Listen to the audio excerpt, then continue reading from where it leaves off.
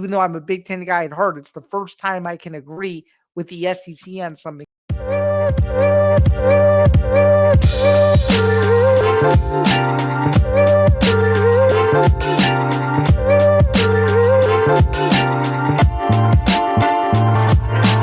Welcome back, everyone. This is Bando's Breakdowns, episode 89 for Friday, May 8th, 2026. My name is Zain Bando. Thank you so much for tuning in to today's episode as we kick off the month of May in the world of sports. It's going to be a busy summer that is right around the corner, but for now, it seems to me like it's going to be a pretty chill May outside of the NBA and NHL postseason. So good to be back here. Good to be talking about some things with you guys today, and good to be inching one episode closer to 90 shows. And before you know it, we will be at 100 shows ever so often down the line here as we get closer and closer. But nonetheless, though, please be sure to like, follow, and subscribe to the Empty the Bench Podcast Network. To do so, go to youtube.com/ETB Network. We recently surpassed 1,100 subscribers. So if you like the content that you're hearing on this episode, please be sure to subscribe, check me out, hit the notification bell. That way you don't miss a single episode of ETB and of Bando's Breakdowns. And of course, you can also go to my YouTube channel and check out these episodes under the collaborations tab, as I'm collaborated on every single episode of this show and every show that I'm a part of, including ETB, if you will, across the network as well. So if you want to go check those out, you certainly can. So subscribe to ETB Network. You can also subscribe to my YouTube channel, which is just Zain Bando 99 as well. You can follow this show across social media at Bando's Breakdown. Obviously, that's on Instagram and on X, as well as TikTok too. So you can follow the show everywhere across social media. And of course, you can listen to Bando's Breakdowns wherever you get your podcasts. And of course, for those who may have never heard of me before, once again, I'm Zain Bando. I'm a sports journalist and an ETB Network co-host. And of course, you can check out this show, which is the main show I focus on with Bando's Breakdowns. There's also ETB Sports with Nick Morgeson. There's Forever Power 5 during the college football season.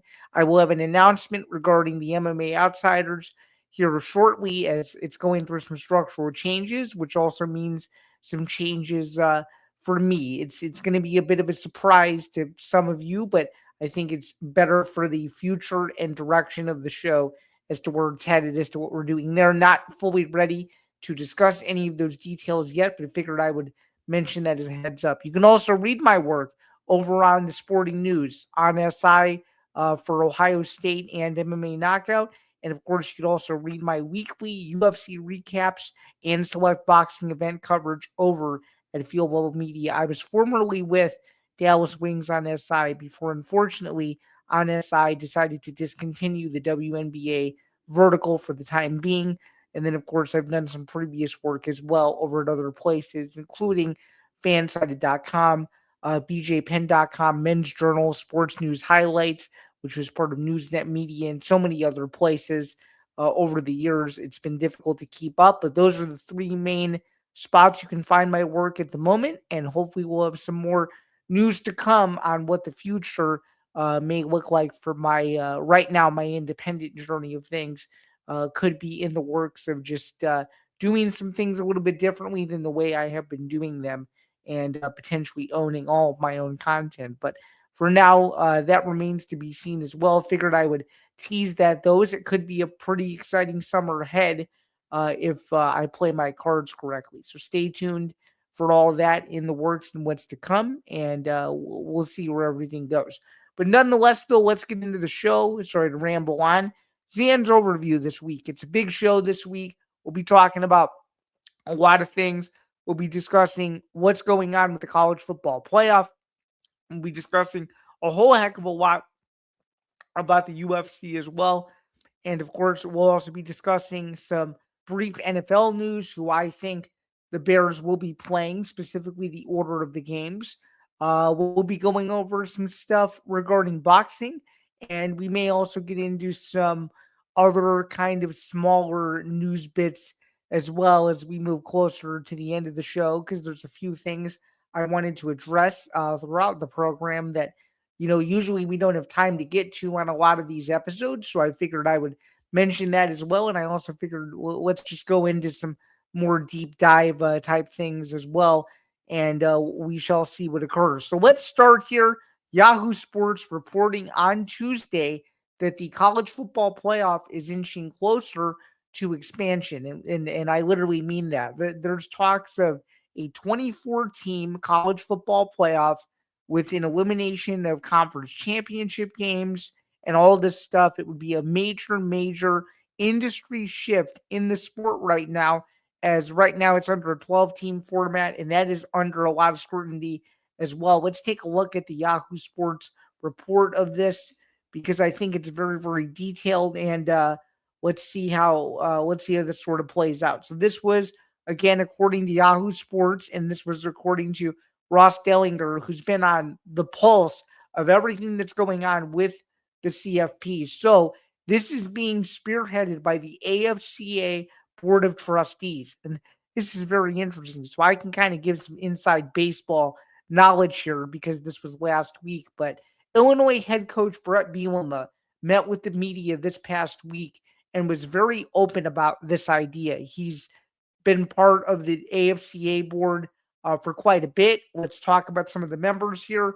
So there's Brett Bielema of Illinois. There's Brent Venables of Oklahoma, Clark Lee of Vanderbilt, Rhett Lashley of SMU, Joey McGuire of Texas Tech, and newly minted member Pat Fitzgerald of Michigan State. He's been very open about how excited he's been about this new process and to be a part of the AFCA. And I think the AFCA purpose is really good. It's basically a, kind of like a unified body of sorts where it's very knowledgeable coaches that have been around the sport a long time. And they want to try to fix college football in the best way they possibly can.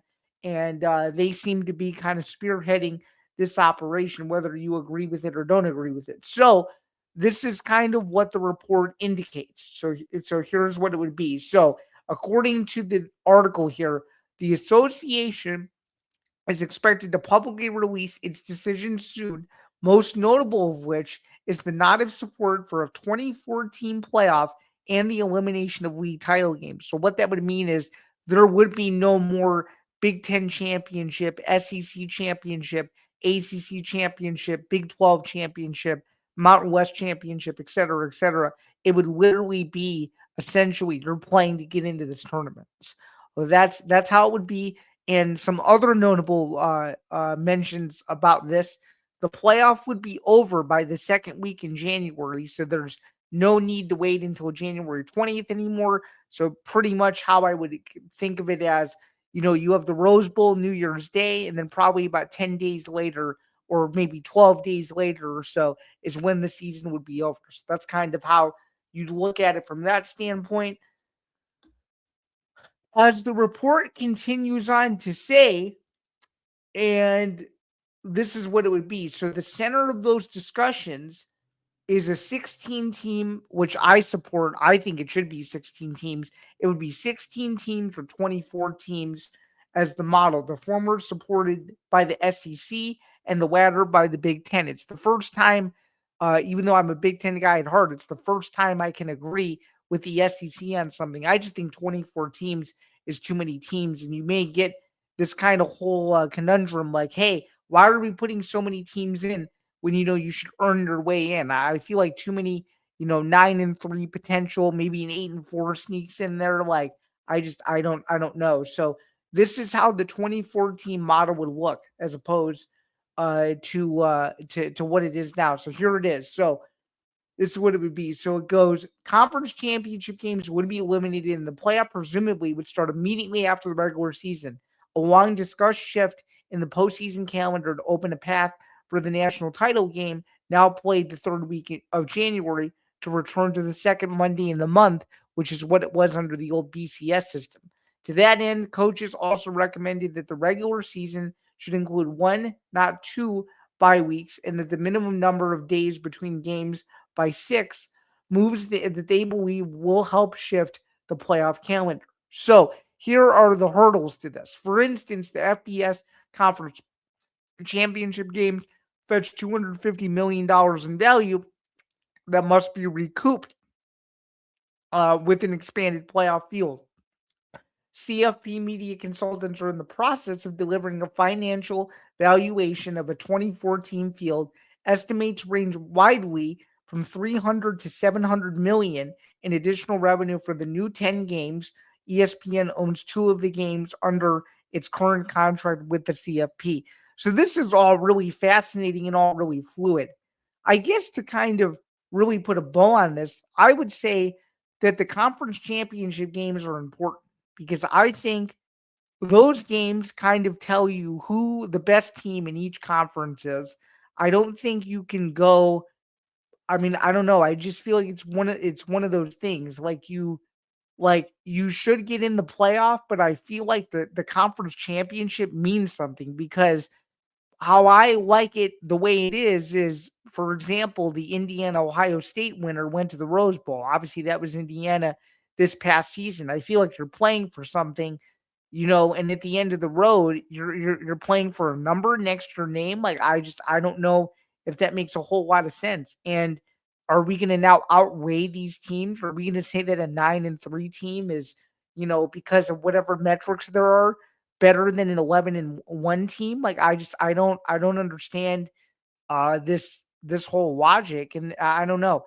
And I feel like I've been always of the belief that the group of 5 teams deserve their own playoff. I think the group of 5 teams are overmatched. I mean, you've seen the games the past couple years. You have Boise State in these games. You had Oregon playing James Madison this past year. That game wasn't competitive. Like I just feel like some of these smaller teams deserve their due as well, and I just think it's wrong. I think 12 is too few. I thought 4 was too few. I think 16 is the right number. I've always been of the belief you should seed them 1 to 16, go based off what the AP poll tells you at the end of the year, do 116, 215, 314, et cetera, no buys and play till somebody wins. But I'm a simplistic person here, and the college football playoff clearly doesn't want to do that. I do think, though, the biggest benefit of them going to 24, if they were to do it to kind of play devil's advocate, is the fact that you'd have the season end by the second week in January. Then the portal is open, and you're basically fine. Now you have these guys scrambling to get in the portal when you don't know if your team is still going to be in the playoff or not. And now all those concerns would go to the wayside because now you'd have that clarity. Like, okay, the season is now over. Let's move on to the off season now, and that would be extremely interesting. But I do think if you're going to do this 2014 playoff, the regular season needs to mean something. And it needs to mean something in the sense that the teams that should be playing each other during the regular, and I understand they have these rotational schedules for every conference, but now I feel like at this stage, you should just throw all that away. Just make the best games you can possibly make every single week. Have everybody play everybody, and just be done with it. Have a 12 game regular season. Have 11 of them be conference games. Get rid of the games that nobody cares about.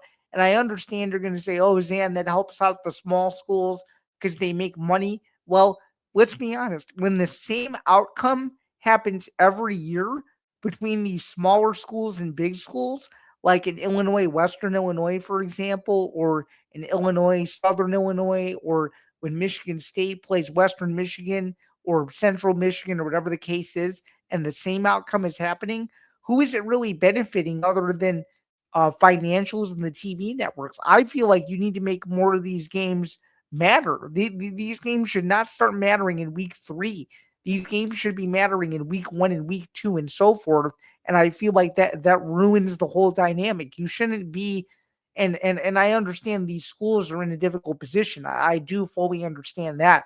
But from a college football consumer standpoint, I think you want to see the best matchups every week. And when you have some of these weeks where, a big time, power 4 program is playing a team that no one cares about, it almost makes you lose interest until about mid-September. And I think that's a turnoff for a lot of people. And I think there's something that can be done about it. If you have one meaningful non-conference game a year, in my opinion, it's not going to kill anybody, and it's going to make the season a lot more exciting because every game is going to matter. That's just me on my soapbox for now, but I am not in full support of this. I think it needs to be a 16-team playoff, and as I just alluded to a few minutes ago, seed them 1 through 16, have them play each other, have no buys, and see who the best team is at the end of the year. None of this, bull crap, directional stuff. Like, I get it. The game should be played on campus. I have no argument about that. I do think there should be more on-campus games, at least until the semifinals. That I completely am for. But put these teams in a deserving position to where they should be seated based on what the voters or what the committee thinks about them. And I understand you're going to say, Zan, they already have that with the straight seeding model. But let's be real here. Some of these paths for some of these teams the past couple years have been low-key pretty easy. I mean, Indiana destroyed Alabama in the Rose Bowl. I don't think Alabama was really all that good. And everybody had seen the movie between Indiana and Oregon before. Indiana had already dominated them during the regular season, so they did the rematch of that, expecting anything different, and Indiana destroyed them. And if we really think about it, Miami, besides Ohio State, because Ohio State didn't fully show up, they kind of relatively had an easier path too. So if you want to make it the most heavyweight type format possible, make it so people care. 1 through 16, as I keep saying, and I'm going to keep saying it until they screw with me, because of course they're going to screw with me and put it to 24 just to piss me and thousands of other people off, because that's what they love to do. But my whole thing is, I'm going to keep advocating for it. 1 through 16, seed them the right way, put them in a bracket, and let's see who the best team is over the course of a 14 to 21 day period and be done with the season. That's my rant. Obviously, there's going to be more to come. As they said, they're going to pick this back up in a month.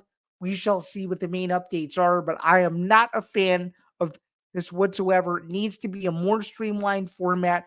Don't make it more confusing, and don't put non-deserving teams in this tournament that don't deserve to be there, because the thing that I can't stand about this format is the first round blowouts. And that's what I think sucks. It should be meaningful home games that people care about. It should be rematches of conference rivalries at home. Like it should feel more college football esque. And I don't think some of these group of 5 teams getting beat up on by these major powers is the way to do it. That's the end of my rant. Let's move on now to some UFC Perth this past weekend in Perth, Western Australia. Carlos Prates, welcome to the Nightmare Show. Holy cow, he knocks out another former champion in Jack Della Maddalena, TKO in the 3rd round, clinches a potential welterweight title shot. So I'm going to be very cautious when I say that, because there seems to be a lot of confusion going on right now with where Carlos Prates is at, where Islam Makhachev is at, and where Ian Gary is at. So here is my take on this scenario. While Carlos Prates' last 2 wins against 2 former champions in Leon Edwards and JDM are very impressive, I think we have to go based off merit. Ian Gary won the head-to-head against Carlos Prates in a fight that was somewhat close. Carlos Prates nearly won the fight in the 4th and 5th round, but close enough only counts in horseshoes and hand grenades. The judges awarded Ian Gary the decision win in Kansas City that night about a year or so ago, and I think it needs to be taken into consideration. Ian Gary deserves this title shot. Ian Gary deserves this title shot. He is, to me, the guy at welterweight that I think people have been chasing for a long time. He's only looked better since losing to Shavkat Rakhmonov. And I understand Carlos Prates' argument of no one's, beaten the former champs that I've beaten in the top 5 and all that. Dude, if you would have beat Ian Gary, we would not be having this discussion. Ian Gary beat you. He won a decision. Ian Gary deserves this fight. I would be shocked if the UFC went the route of Carlos Prates. And Daniel Cormier said it, and I disagreed with him. He goes, nobody would be upset if Carlos Prates got this fight. Dude, it's in the record book. He lost to Ian Gary. I don't understand how difficult this is. So I personally think something weird is going on behind the scenes. I don't know what's going on, but Islam Makhachev told Red Corner MMA earlier this week that he has not been told by the UFC what their decision making process is going to be like with where he's at. They don't know. They don't know really anything. This is according to Makhachev. So my whole thought process is, stir the pot as much as you want, or shoot, if you want to settle this the right way and you really think that Carlos Prates, deserves a title fight or an eliminator fight, put him in there against Michael Morales, and the loser doesn't get a title shot, and the winner is next in line after Ian Gary. I think it's a pretty simple solution overall, but that's just my take. We did get this fight wrong. We did go 7-6 on the card, but Carlos Prates is winning. It's a bummer. We are now 6-8 on UFC main events. We're 1 win away from 100 wins on the year. Hopefully we can get it. UFC 328 this Saturday night from the Prudential Center in Newark, New Jersey. Sean Strickland looking to regain his UFC middleweight championship against Khamzat Chimaev. Khamzat Chimaev making his first defense of his title since beating Dricus Du Plessis last August in Chicago at UFC 319. This is a massive fight. And a lot of people believe that Sean Strickland does not deserve this title shot. But I'm going to give you a few reasons as to why this fight is actually the perfect fight for a lot of different reasons. So let's start with the build-up to this fight. So it's relatively obvious that these two guys can't stand each other. Khamzat Chimaev obviously is Chechnyan, and of course, Sean Strickland is from the United States. Okay, these two guys have very extreme views, very controversial views. Some of them are political, which I won't get into. But what I will say, though, is there's a lot of bad blood and there's a lot of hatred between these guys. And it's hatred that I don't think we've seen in a very long time. About the fight itself, I think it's a striker versus grappler fight. I think what Chimaev wants to do is he wants to do the same thing that he did in the Du Plessis fight, except in a little bit more of an aggressive way. He wants to get Strickland to the mat as quickly as he possibly can and just rain doom on him, while Strickland will look to stuff the takedown and try to knock Chimaev out. And I think a big factor going into this fight is, where are these guys' heads at? I mean, I'm just going to say this. There's now been public videos about this.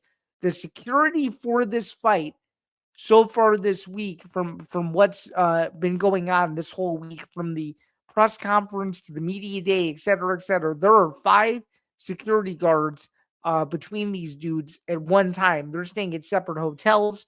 They're going in separate entrances. Like they have really kind of figured this out. And it's going to be really interesting later today when they do the ceremonial weigh-ins, if they will even let these guys square off, or they'll literally just weigh in and walk off stage, or if it's going to be, just full of security and they barely even look at each other. It's going to be very interesting to see what exactly happens with these guys. But regarding the fight itself, I think Chimaev beats Strickland. I really do. And a lot of people think that this is a potential fight where Strickland can upset Chimaev. But I think the only way he can do that is if he legitimately stuffs the takedown and tries to knock Chimaev out. So far, Chimaev's chin really has not been tested at all, and no one can stop his takedowns. I'd rather take the pure wrestler and the guy that has just dominated people from every position possible, rather than the guy who needs to use his hands to find an opening. And of course, I was wrong with the Anthony Hernandez fight. I thought Hernandez was going to be able to control him. He gassed out and he lost the fight. So I don't know what to think, other than the fact that I think this is Chimaev's fight to lose. I really do. And I'm going to say it, and I'm going to say it over and over and over again. This is Chimaev's fight to lose. I think he wins this fight. I think he wins a decision. And I think it's one where it's relatively dominant, maybe 4-1, 5-0. Definitely not a close fight at all.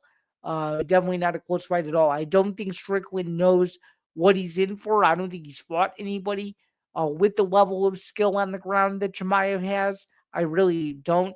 And I think Strickland is going to have to catch him with something and hope that when he's hurt, he jumps all over him. Because if he doesn't do it, it could be a long night for Strickland. I really, really believe that. So give me Chimaev to defend his title this Saturday night in a boring 5-round decision where he wins at least 4 of the 5 rounds and remains the UFC middleweight champion of the world.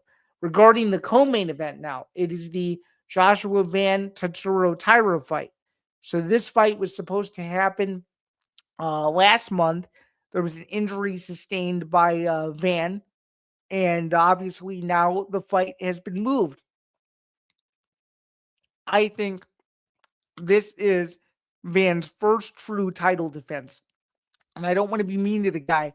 Well, to be fair, it is. But my point is a lot of people don't feel like he truly beat Alexandre Pantoja because of the way the fight ended. So the UFC had to move on with the division because they didn't know how long Pantoja was going to be injured. So I completely understand that. But now the fact of the matter is now Van is under this pressure to where he has to defend his flyweight championship because Tatsuro Taira has so much hype around him that if he goes in looking too complacent, Taira might win. I think Van wins, but I think it's really close. I think it's a controversial split decision for Van. I just think Taira is somewhat of a workhorse. He knows how to fight in 5-round fights and has previously. He's one of the best in the world. He's been through the trenches before, and I just don't know if Van is ready for this pressure. I mean, the UFC has this whole, kind of idea that, maybe they'll go to Japan later this year. Maybe they won't. If Taira becomes champion, you could do the rematch in Japan for sure. I mean, we've seen how successful boxing has been, especially with the Inoue fight this past weekend when they went to Japan as well. So I think all of this is really interesting, but I think it's and still. I think Van wins, and I don't know, man. I think Taira's psyche was probably thrown off, thinking that he was, ready and prepared and ready to go to fight Van, and when the fight didn't happen, I'm sure he was pretty pissed off. It gave Van a little bit more time to recover from his injuries, and I think it's very important to note that as well. So give me and still for both the main and co-main event of the evening, just to go over a few more particulars for this event if we can. It is going to be, again, this Saturday night, 5 p.m. Eastern for the prelims, followed by the main card as well. That's at 9 p.m. Eastern. 13 fights on the card overall. And again, it's the UFC's return to New Jersey. They've done this every year for the most part the last couple of years. Some other notable fights on the card. Volkov is on the card this weekend against Waldo Cortez Acosta. The winner of that fight will more than likely be next in line after the Aspinall situation resolves itself. We have Sean Brady, Joaquin Buckley. Buckley has said publicly this week that he feels the loser of this fight is going to get cut. King Green versus Jeremy Stevens, a throwback fight, if we've ever seen one. Yoel Alvarez versus Yaroslav Amosov was a stud in Bellator as well. Grant Dawson is on this card. OG Jim Miller fighting Jared Gordon. That's a fun prelim fight as well. And then Baysanger Suzurkayev is back against Jordan Santos on the undercard. Should be a solid card. There's a lot of exciting names on this card, a lot of notable names on this card. And Kopylov versus Tulio at middleweight is also another fun fight. I think the matchmaking on this card was awesome, and I expect almost every fight to be a really good fight on this as well. No women's fights on this card for those who are curious. The card opens with Clayton Carpenter versus Jose Ochoa. So there you go. That's the card, UFC 328. Good luck in your predictions, and hopefully we can get the main and co-main event correct. Nonetheless, though, let's keep moving. UFC White House updates. There have been some updates within the last week or so. So Dana White came out on Fox News about a week or so ago and said that the ticket allotment for the UFC White House event has been finalized. There's going to be 4,300 invitees to this event. It's going to be mostly military personnel that will get to see the Octagon up close and personal. And then for the other 85,000 people who won their tickets, they will be across the street at the Ellipse to watch the fights. It's a major watch party. It's a screen. It's a whole thing. So there's that first update. The second update is the weather. So the weather situation is fluid, but the UFC has a plan in place. So if it rains or if there's lightning, they have contingency plans for it. So the plan is to get the event done during the day of Sunday, June 14th. So they may start the event earlier based on the weather. They may begin the event later based on the weather. Nonetheless, though, it's going to be done during the day. They'll be monitoring the weather every hour and every half hour as well as they get closer to the event. It seems that they already have it all mapped out. But the goal is hopefully the weather's nice and hopefully they won't have to worry about any of that. But it is official. It is happening. All the bells and whistles are all done. And the logistics are done. It's now just getting closer to the event. So the event schedule is very simple. So on Friday, there's going to be a press conference at the Lincoln Memorial that weekend. Then on Saturday, it's going to be the weigh-in for the event itself. And then Sunday is the actual fights themselves. So 3-day festivities. Zach Brown Band's going to be there, and a bunch of other people are going to be there too. They haven't fully announced who's going to be there just yet, but the card is done. All the logistics are done.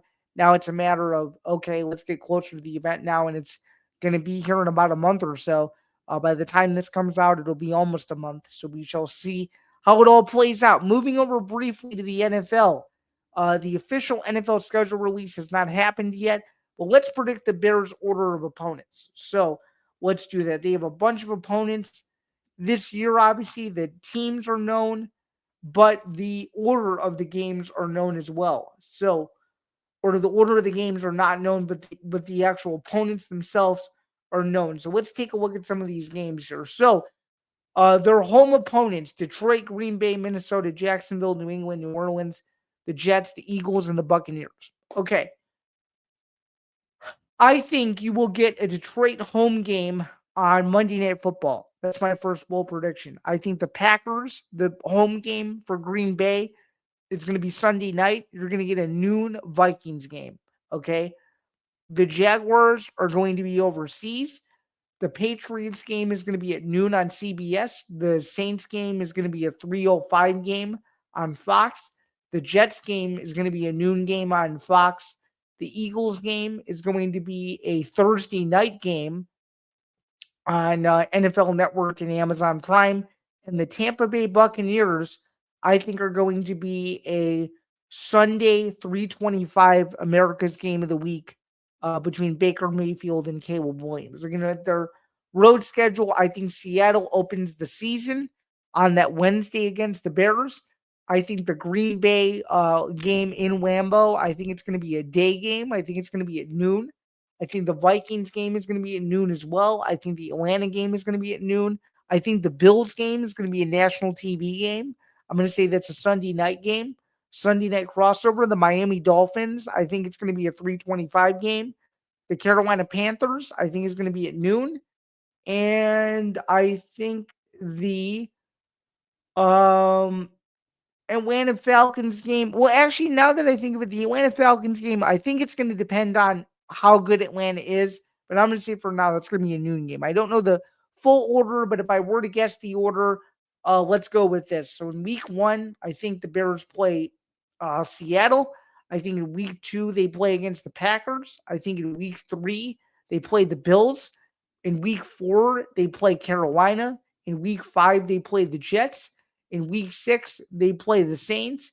In week 7, they'll play the Patriots. In week 8, they'll have a bye. In week 9, they'll play the Eagles. And week 10, they will play Tampa Bay. In week 11, it'll be the rematch game against Detroit. In week 12, it'll be the rematch game against Green Bay. In week 13, it's going to be Atlanta. In week 14, it's going to be the Jets. In week 15, it's going to be let's see. In week 15, it's going to be another rematch game, this time against Minnesota. In week 16, it's going to be, let's see here. We'll go with, let's see, who have we not picked yet? We'll go with, I'm going to say probably the New Orleans Saints, if we can. Then week 17 and week 18, I think you're going to get 2 divisional opponents. If so, and I may have messed that up, but I do think the end of the schedule for the year will be a divisional opponent spree there. It's going to be very similar to what my friend had sent me as well. And in fact, I'm going to say this and have him remain anonymous for this. But my friend sent me his schedule predictions. He likes Seattle to open the year, Tampa Bay, that's a noon game on Fox, the Vikings on Monday Night Football, the Jaguars at noon on Fox, Miami at noon on CBS, Detroit Thursday Night Football, specifically the game at Detroit, the Jets at noon on CBS, the Vikings at noon on Fox. Week 9 is the bye week. Week 10 in Madrid against the Falcons. Week 11 against the Saints. Week 12 against the Bills on Thanksgiving night. That's very interesting. Week 13 against the Patriots, Monday night. Week 14 against the Packers, 3:25 on Fox. That's at Green Bay. Week 15 against the Eagles on Saturday night. So the Bears could be one of the Saturday night games there. Week 16 against Detroit on Christmas, specifically the Netflix game. Week 17 at Carolina, and Week 18 against the Packers, which of course is to be determined, and that very well may be whoever wins that game wins the NFC North. So the only difference we really have, and the biggest difference we have, is I think Green Bay is going to be early in the season, and he thinks it'll be later in the year in terms of the home matchup. Speaking of games that we already know about, Illinois men's basketball will rematch UConn at the United Center Friday, December 4th. I cannot wait. This is going to be a great game. They got a lot of guys coming back on both sides for these two. It's going to be a heavyweight matchup.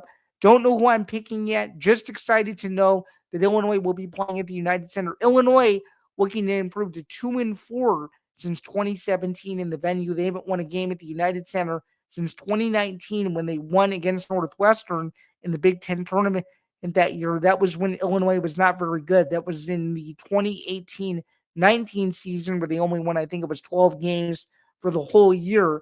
They're obviously a lot better than that now, years later under Brad Underwood. And of course, it was Illinois' first Final Four appearance since 2005. Should be an exciting game. Looking forward to being there.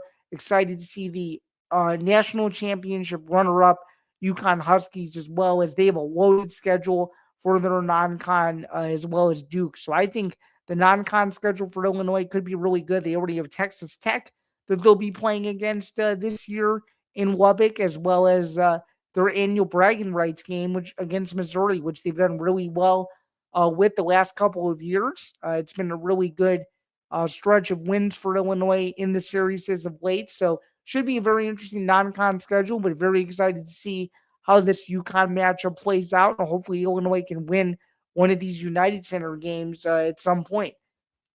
Let's move into the NBA playoffs now. Let's look over and talk about some of the scores. So obviously, at the time that this is coming out, some of the games will already have passed, but let's talk about who is playing who in the Eastern Conference and Western Conference semifinals. We have the Lakers and the Thunder. The Thunder, at the time that we're recording this, have a 1-0 series lead. Detroit leads Cleveland. In that series, they won game 1, 111-101. Minnesota upsets the San Antonio Spurs on the road, 104-102. And then the most dominant win of the second round thus far is game 1 between the Knicks and the 76ers. The Knicks clobbered the 76ers at Madison Square Garden, 137-98. Looking over now at the NHL to sort of round out the program here, a couple minutes left in the program. Let's take a look at the NHL scores now. Very interesting stuff. Some parity in the NHL. Colorado has now taken a 2-0 series lead against the Minnesota Wild, winning game 2, 5-2. The Golden Knights have taken a 1-0 series lead on Anaheim. Carolina already leads 2-0.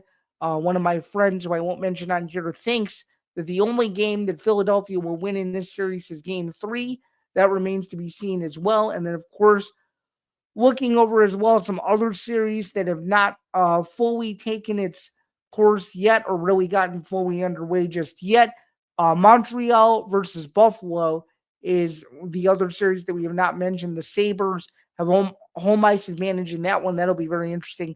Of course, the Sabres looking to advance to the Eastern Conference Final. What a season they have had to this point so far. We shall see how they do in that matchup against Montreal. But that'll do it for the NHL side of things for the postseason this week. And then finally, Zan Zinger. I think that Hamza Chimaev, Sean Strickland is the biggest rivalry in the UFC since Khabib versus McGregor. First off, when's the last time you had to hear the UFC openly say that they need extra security to make sure that these guys don't do anything? That's pretty shocking, number one. Number two, there's been a lot of, I said, racial undertones and comments that have been said. Very interesting stuff there on that front. And also, I just think there's pure hatred. I think there's a lot of people online that are casual fans that are interested in this fight, that are seeing all the social media discords and want to tune in. And given that it's the Paramount era, the UFC needs this, man. They need this in the worst way possible, because right now, some of the quality of cards just simply have not been very good. And that's more on the UFC than anything else. That's on nobody else but them for trying to make some of these fights that people don't care about. This is one that people do care about, and this is one that people will tune into. And then quickly, my rapid fire reaction to this. One thing I saw, Jairo Pataya tweeted after David Benavidez' knockout of Zora Ramirez this past weekend that he'll see the champ soon. Well, given that Zuffa Boxing doesn't want to work with any of the sanctioning bodies, the only way a Jairo Pataya fight against David Benavidez will happen is under the ring banner. And I think that's a major problem with this sport right now, is everybody is confused. People want to see the best fight the best, but when you don't play coy when it comes to politics, if you will, you're going to get burned. And that is what Jairo Pataya is realizing at the moment. No errors this week, which is good. It's always nice to have a clean show. So thank you so much to everybody who tuned in to get another edition of Bando's Breakdowns. Just a few quick reminders before we get out of here. Please be sure to like, follow, and subscribe to the Empty the Bench Podcast Network. To do so, go to youtube.com/ETB Network. Just surpassed 1,100 subscribers not too long ago. Would greatly appreciate if you guys checked us out over there. You can listen to Bando's Breakdowns wherever you get your podcasts.